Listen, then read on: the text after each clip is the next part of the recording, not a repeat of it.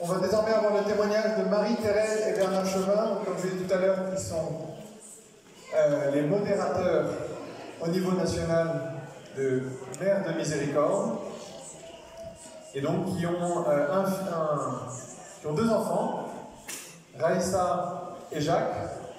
Raïssa qui est mariée à Louis Chevreau, qui sont partis à la Réunion KJL, et qui a donné l'idée à son beau-frère, Jacques, donc le deuxième enfant de Marie-Thérèse et Bernard, de faire JL aussi. C'est pour ça que j'ai dit tout à l'heure que Marie-Thérèse et Bernard sont quasiment JL eux-mêmes. Donc je crois qu'ils sont assez contents d'être parmi nous. Et ils vont nous parler notamment du début de la vie. Mais ici, ce sera le format qu'on adoptera toute la semaine. Ici, c'est plutôt un témoignage. Tous les matins, généralement, il y aura un enseignement, dans un premier temps, suivi d'un témoignage, pour nourrir le cœur et l'esprit. Donc là, ici, Marie-Thérèse et Bernard accepteront de nous parler de leur expérience personnelle, notamment avec le tout début de la vie, et animeront un atelier cet après-midi plus spécifiquement sur Mères de Miséricorde et leur engagement tout au long de la vie. Je vous donne la parole. Merci beaucoup. Voilà, alors on se sent vraiment en famille avec vous. Alors donc Arnaud a dit qu'on a deux enfants. Alors c'est vrai et c'est pas vrai, on a deux enfants sur Terre, mais on en a 7 au ciel, et c'est un peu le sujet de notre témoignage. Donc en 2 mots, Mères de Miséricorde, pour ceux qui ne connaissent pas, est une association qui s'occupe du début de la vie. Elle est basée sur l'écoute de femmes dont la grossesse tombe mal et qui ont besoin d'en parler. Lorsqu'un avortement est envisagé, nous jeûnons et nous prions, nous mettons en place un combat spirituel, puisque c'est un combat entre des forces de vie et des forces de mort. Nous proposons également, et c'est ça notre ligne de crête, et ce pourquoi nous nous appelons Mères de Miséricorde, c'est que nous accompagnons aussi les femmes qui ont vécu un avortement, et nous proposons des sessions pour elles et leurs conjoints, pour qu'elles, enfin on vous l'expliquera cet après-midi, mais pour qu'elles retrouvent leur maternité perdue, et elles prennent conscience à ce moment-là que finalement elles n'étaient pas aussi libres qu'elles le pensaient, parce qu'elles vivent les syndromes du post-avortement, dépression, etc., mal-être, qui peut être complètement sanglé pendant 30, 40, 50, 60 ans. Il y a des femmes de 80 ans qui viennent et qui tout à coup, par une lumière divine, par la prière, parce que c'est la fin de vie à cause d'une épreuve, il y a cet événement qui est remis dans leur mémoire. Et là, nous les accueillons et voilà. Alors, je mets le micro comme ça. Très bien. Je passe la parole à mon homme.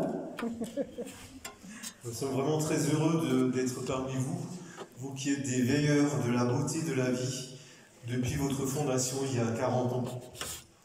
En venant à Jeunesse Lumière il y a 40, 30, 20, 10 ans, vous avez découvert le sens de la vie, son orientation, la vie éternelle. Comme Jésus le dit dans sa prière sacerdotale, dans Saint Jean chapitre 17, « La vie éternelle, c'est de te connaître ».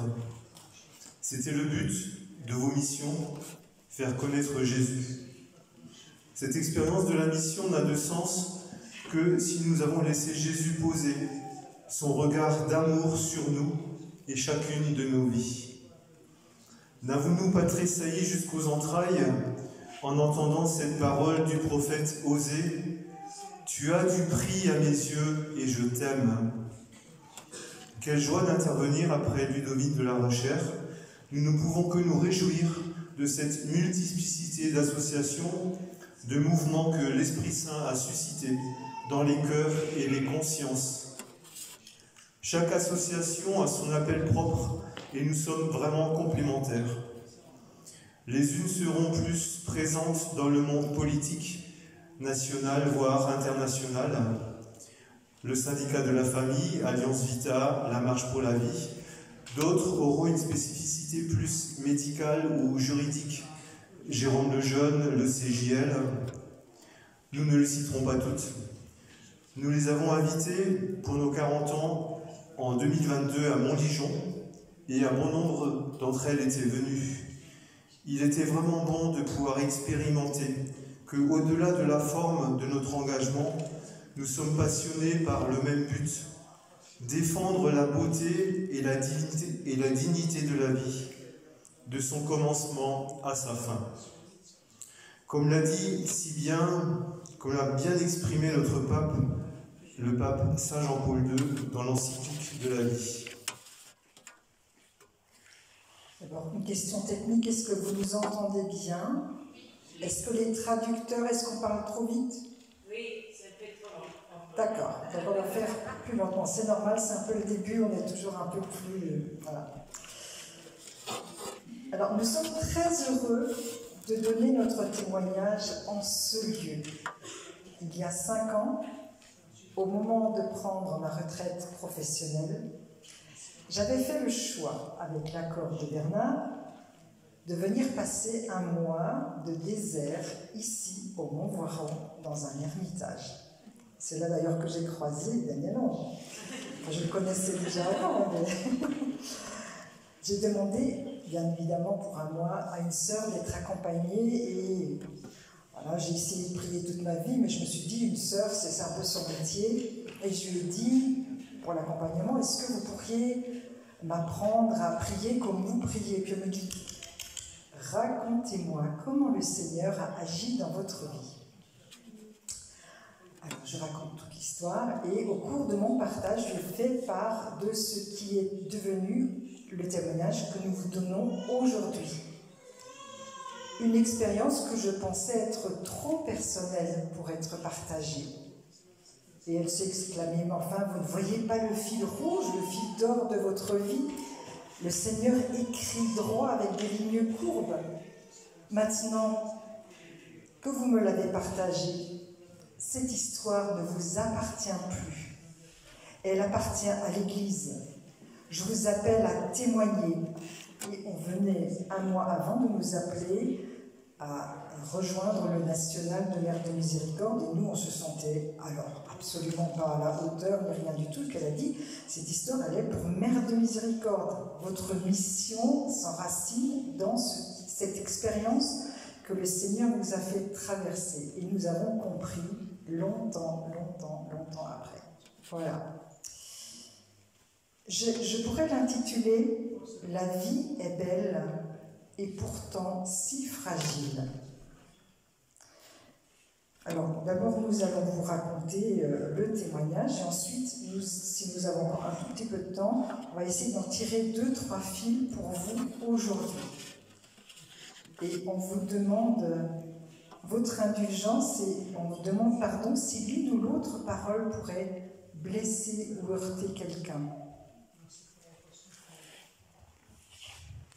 Cela fait 35 ans que nous sommes mariés.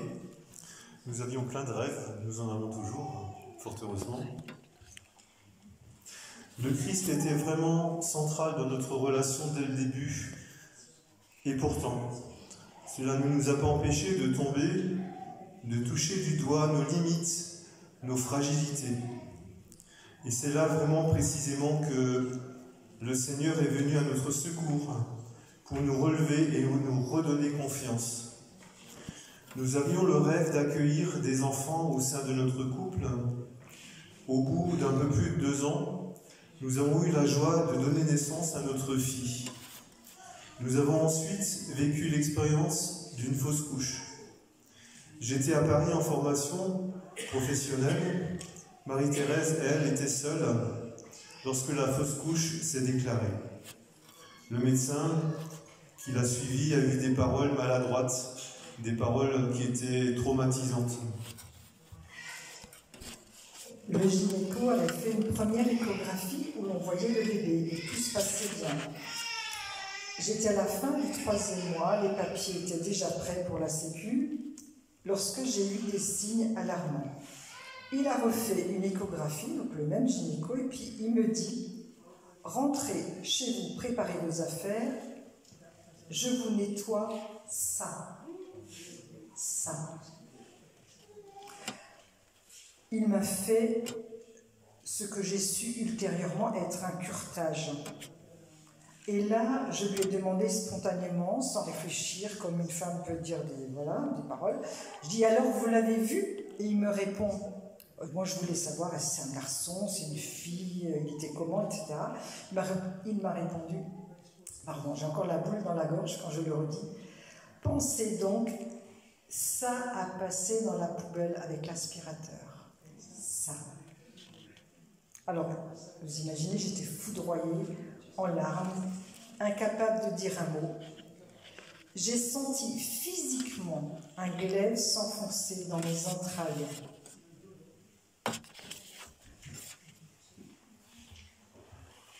Moi, de mon côté, j'étais loin et je ne savais pas vraiment comment la consoler.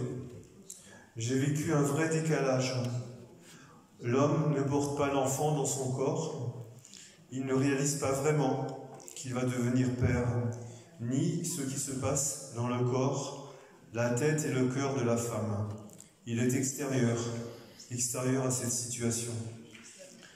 J'ai essayé de consoler Marie-Thérèse avec les mots qui me venaient, spontanément mais maladroitement. Je lui ai dit « Ne t'inquiète pas, nous aurons d'autres enfants. » Je ne me suis pas vraiment sentie consolée ni rejointe dans ma détresse. J'étais comme emmurée dans ma douleur. Je ne savais que pleurer et me taire. En fait, j'avais juste besoin de vivre le deuil de l'enfant que je portais, que j'étais en train de perdre. La vie a suivi son cours. J'ai mis cela un peu entre parenthèses. Nous avions déjà un enfant, je me raisonnais, j'avais la foi, je me disais, ce sont des événements qui arrivent dans la vie, ne t'attarde pas, va de l'avant, crois, fonce. Et petit à petit, je me suis ouverte à l'idée d'accueillir un autre enfant, et j'ai eu la joie d'être enceinte à nouveau, de celui qui sera Jacques. Mais contre toute attente, cette grossesse pourtant désirée s'est déroulée très différemment de la première. Durant la première grossesse, plus le terme approchait, plus j'étais épanouie et heureuse. Et là, je faisais des cauchemars. Par exemple, je marchais dans la forêt, je n'avançais plus. Je nageais et je n'avançais pas. Je coupais du saucisson et ça ne coupait pas. Et ça me réveillait en sursaut et en sueur. J'en ai parlé à la sage-femme, précisément à la date anniversaire de la fausse couche, c'est-à-dire à la fin du 3e mois. Et c'est là, en lui racontant, que j'ai pris conscience que ces cauchemars, c'était le processus de la fausse couche. Quelque chose qui démarre, qui piétine, qui s'arrête, qui n'avance plus. Et là, je me suis dit, waouh, mon corps a gardé la mémoire de cette fausse couche, alors que moi, je l'ai reléguée, je l'ai oubliée. Je pensais que c'était passé.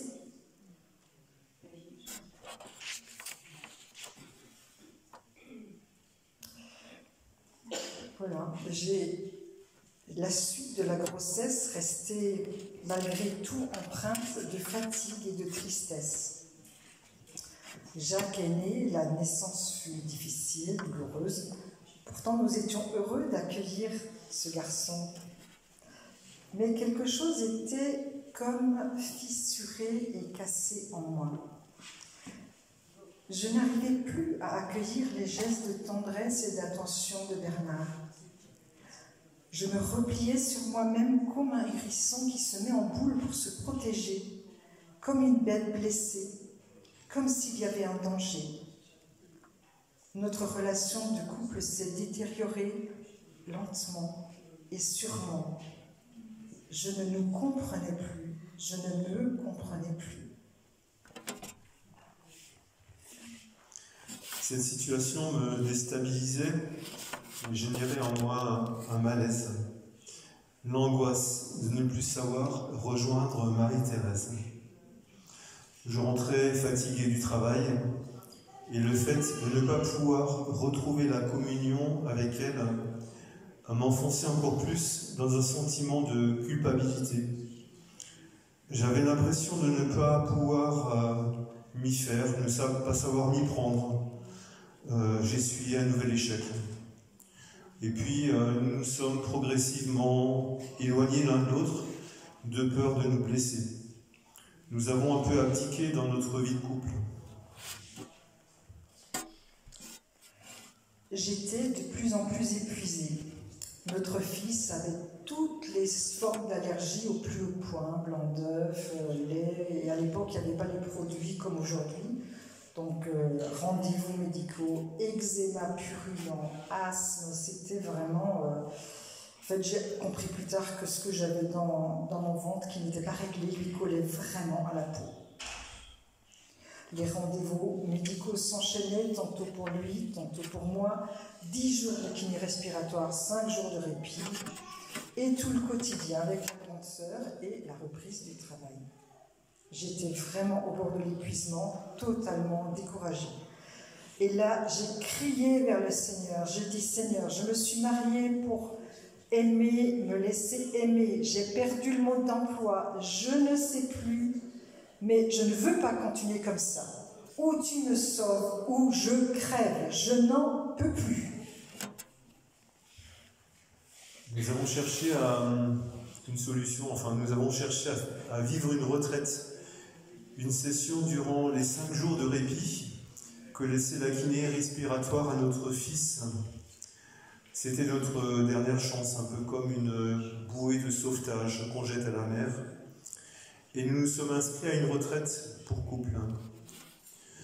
Au cours de la retraite, nous pouvions parler à une accompagnatrice et nous avons confié nos difficultés de couple. Elle a prié pour nous. Le Seigneur lui a donné une parole dans la prière et elle nous a demandé si nous avions perdu un enfant. Nous étions surpris, n'y voyons pas de lien avec nos problèmes actuels. C'est vrai qu'aujourd'hui, avec du recul, on comprend les choses, mais sur le coup, c'était pas compréhensible. Nous venions nous régler nos problèmes de couple. Nous avions besoin de nous retrouver devant le Seigneur. Elle nous a alors suggéré de prendre un temps d'adoration la nuit, c'est-à-dire de nous tenir en silence devant l'hostie consacrée, nous tenir en silence devant Jésus. Nous nous sommes donc levés au milieu de la nuit. Il ne s'est d'abord passé rien de spécial, sinon, à la manière de Jésus, une grande paix qui nous habitait peu à peu. Puis, j'ai vécu quelque chose de très fort. À la dernière minute, comme quoi quand on prie et qu'on veut prendre une demi-heure, prenez la demi-heure jusqu'à la dernière. À la dernière minute, il y avait le Saint-Sacrement exposé. Et du côté gauche, donc c'est le cœur droit de Jésus, est arrivé vers moi une présence forte, comme quand on vit une rencontre avec le Seigneur. Et dans cette présence forte, j'étais enveloppée et j'entendais intérieurement ces paroles. Je m'appelle Nicolas. Je suis votre enfant. Je suis dans le cœur de Dieu. Je fais partie de votre famille et je vous aime. Et vous imaginez que pour moi, les larmes ont coulé. Mais ce n'étaient plus des larmes noires, des larmes de tristesse. C'était des larmes qui me nettoyaient, qui enlevait toute cette boue, toute cet eczéma, tout ce qui a été abîmé, sali. C'était des larmes, je dirais couleur arc-en-ciel, si on devait nommer des couleurs, mais des larmes de résurrection, des larmes de consolation. Et c'était vraiment Jésus qui est venu me consoler avec douceur. Le saint qui a passé dans la poubelle venait de me parler et venait en moi ce chant. Tu es mon enfant bien-aimé, en toi j'ai mis tout mon amour. Tu es mon enfant bien-aimé, en toi j'ai mis tout mon amour. C'était à la fois moi qui chantais cette berceuse à l'enfant, c'était en même temps Jésus qui me berçait comme son enfant. Voilà, et je vous invite à accueillir cette grâce tout au long de ce jour. Si vous voulez, on peut reprendre ensemble ce chant et vous le reprendrez en chantant « Tu es mon enfant, je suis ton enfant ». Tu es mon enfant bien-aimé, en toi j'ai mis tout mon amour. Tu es mon enfant bien-aimé, en toi j'ai mis tout mon amour.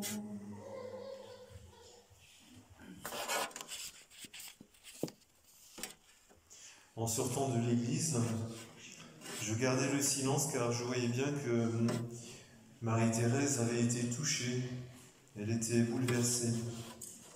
Elle m'a demandé « Comment aurais-tu appelé l'enfant que nous attendions ?» Sans réfléchir, je lui ai dit « Nicolas ». Elle m'a partagé ce qu'elle venait de vivre. Quelle incroyable coïncidence. Nous étions si heureux de nous retrouver. Nous goûtions à nouveau cette joie d'être créés à l'image de Dieu, à sa ressemblance. Nous nous savions aimés, nous nous savions rejoints dans nos fragilités, nos limites. Et notre bonheur était encore plus grand qu'au début de notre mariage, où nous pensions que finalement tout allait bien. Lorsque nous sommes rentrés, quelle ne fut pas notre surprise de constater que notre fils était complètement guéri, alors que nous n'avions rien demandé d'explicite pour lui. Dieu a guéri non seulement Marie-Thérèse, mais aussi notre couple et toute notre famille.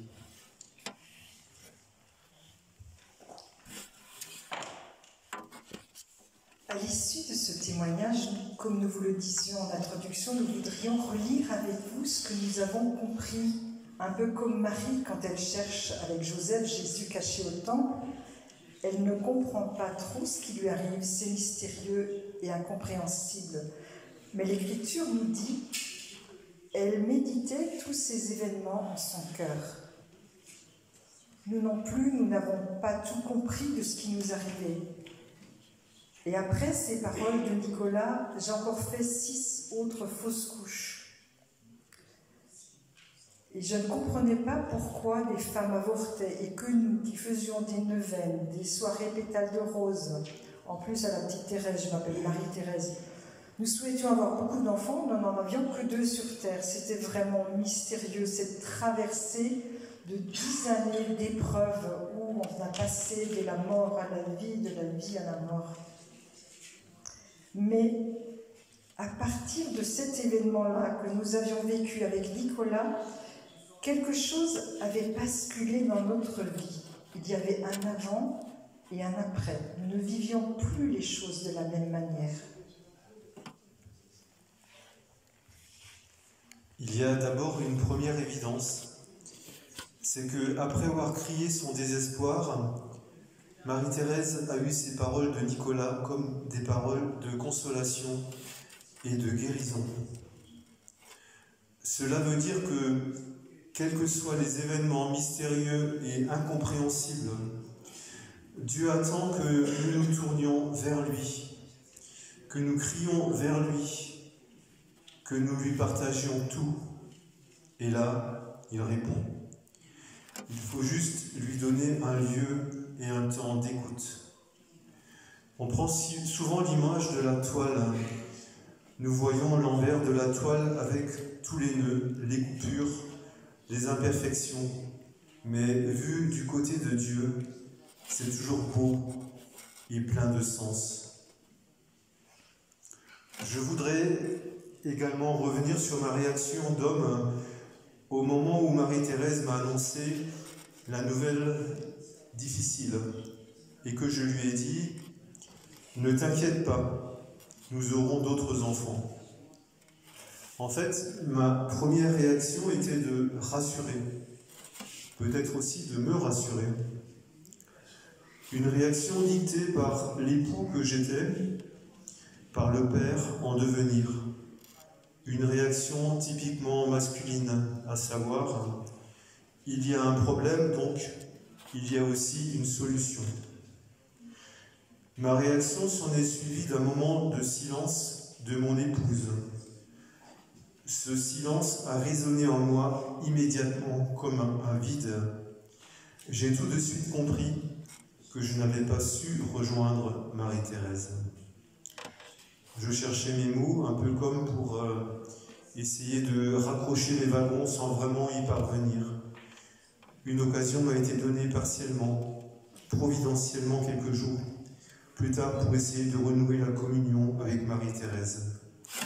À cette époque, il n'y avait ni Internet, ni téléphone portable.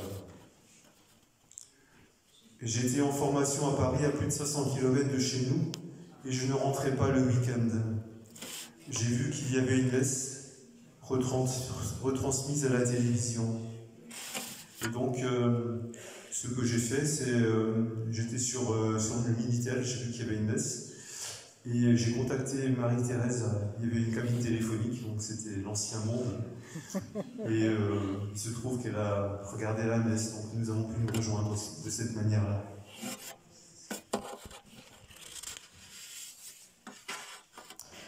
Je voudrais revenir sur les paroles données par Nicolas, parce que c'est un vrai trésor que je n'ai compris que plus tard.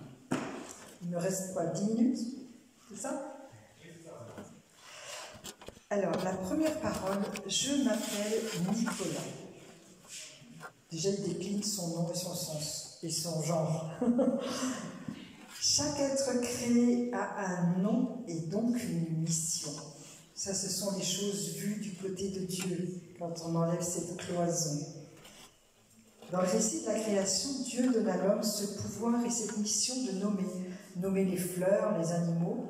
En nommant la fleur, il lui donne sa mission de fleur, celle d'être belle, d'être différente selon les saisons, de polliniser, d'être parfumée, et ainsi de suite.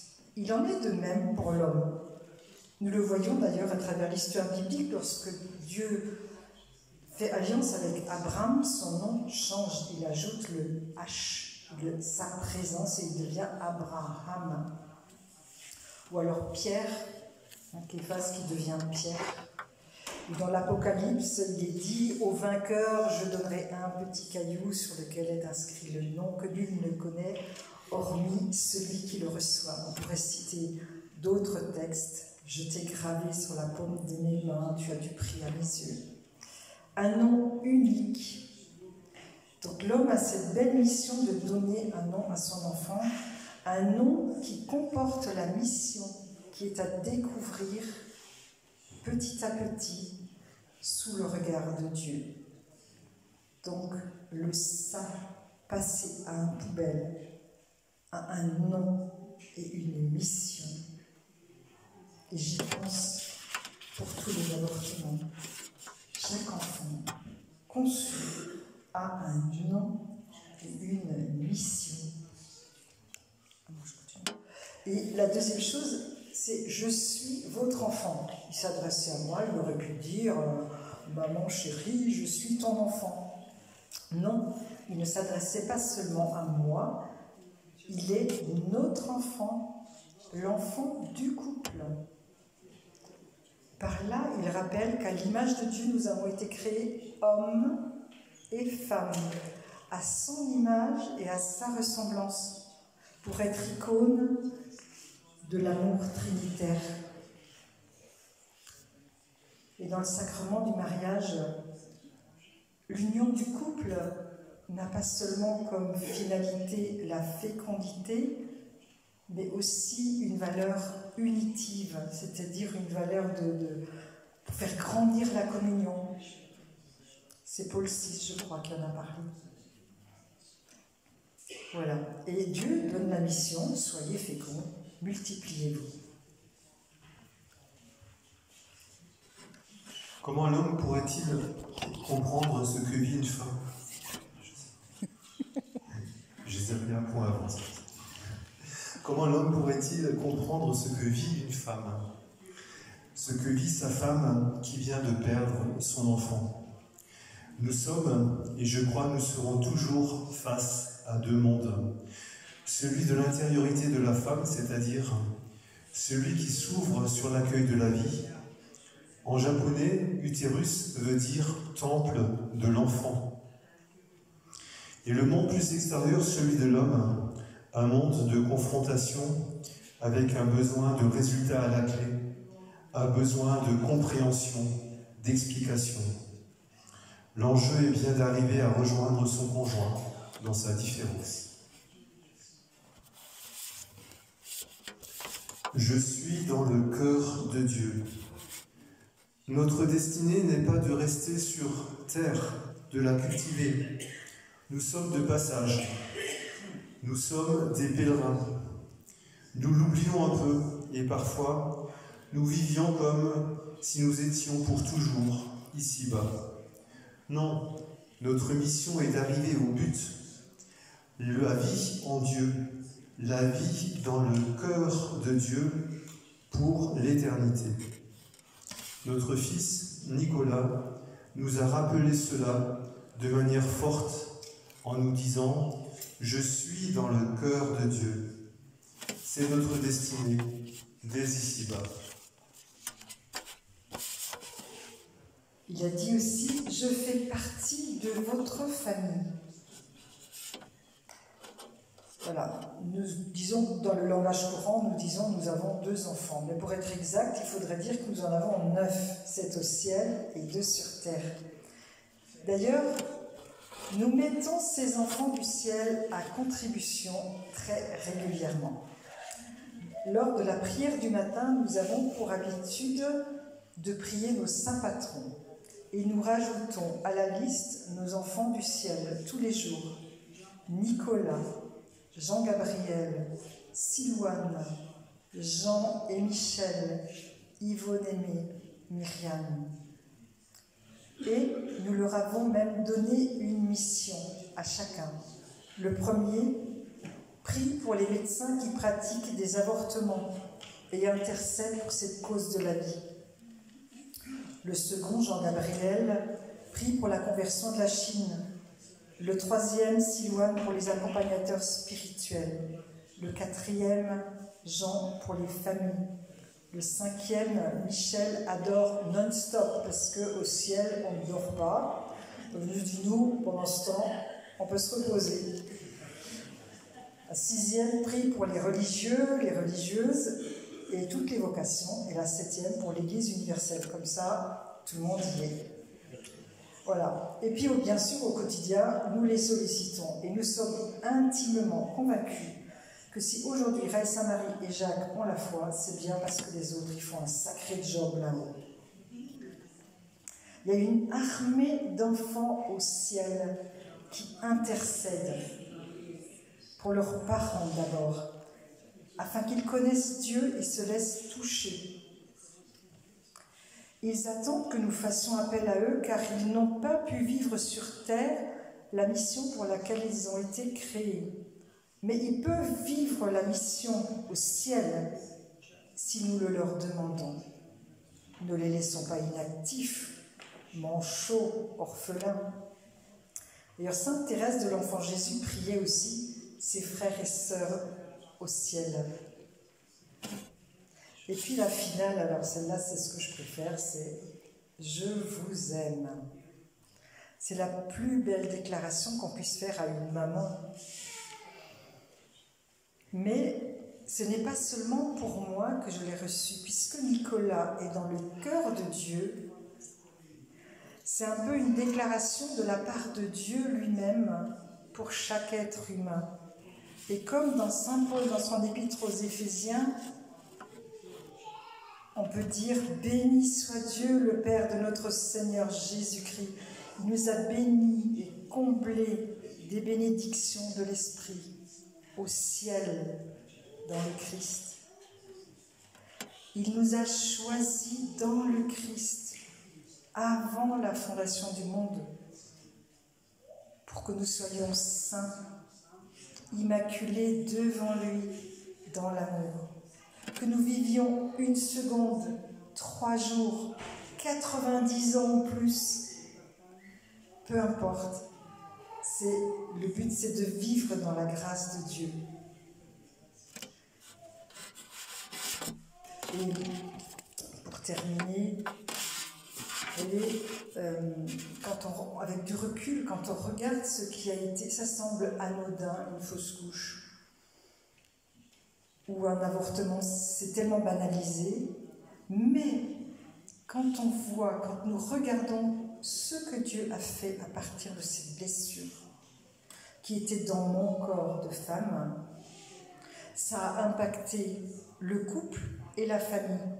Et c'est seulement au moment où Dieu nous a guéris, nous a consolés avec toute la délicatesse dont il est capable, que nous avons compris ce qui a été touché, c'est-à-dire la famille, c'est-à-dire le couple, c'est-à-dire moi, dans ma féminité, le fait d'être femme.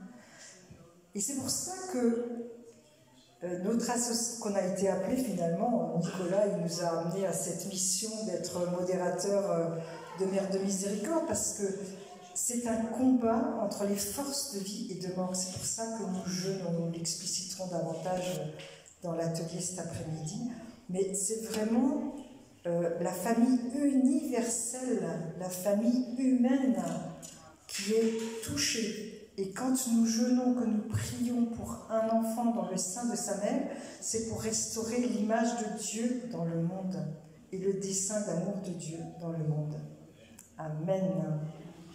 Je conclurai juste encore en disant, en remerciant le Père Thierry pour son homélie d'hier. Il dit seulement une parole et je serai guéri. Cette parole de Jésus à Marie-Madeleine, quand c'était la fête hier, Marie, et la réponse de Jésus, Rabboni. C'est la guérison pour chacun et chacune d'entre nous. C'est Jésus qui vient nous reconnaître, Jésus qui nous aime, Jésus qui nous appelle par notre nom. J'attends une minute.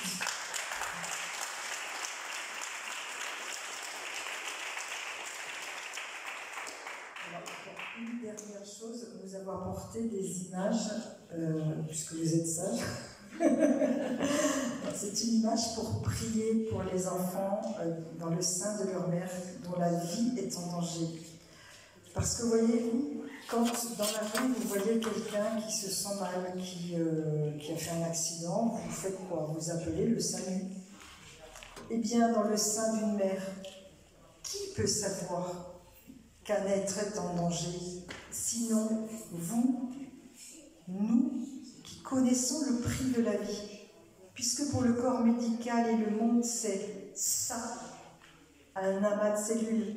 Eh bien, je vous en supplie, si dans votre entourage, si par exemple, vous êtes au cabinet où on fait des prises de sang, vous voyez une femme recevoir sa prise de sang, qu'elle s'effondre, alors qu'elle est au téléphone. Moi, je l'ai vu de mes yeux, une femme téléphoner à son amie, toute heureuse, et tout à coup, elle s'effondre en larmes. Eh bien, il faut appeler nous. Nous avons 3500 personnes qui jeûnent et qui prient. Vous-même, priez, jeûnez. Vous êtes devant quelqu'un, un être vivant en danger de vie ou de mort, qui ne peut pas parler, qui ne peut pas appeler au secours. Seul vous pouvez le percevoir. Soyons des veilleurs pour la vie.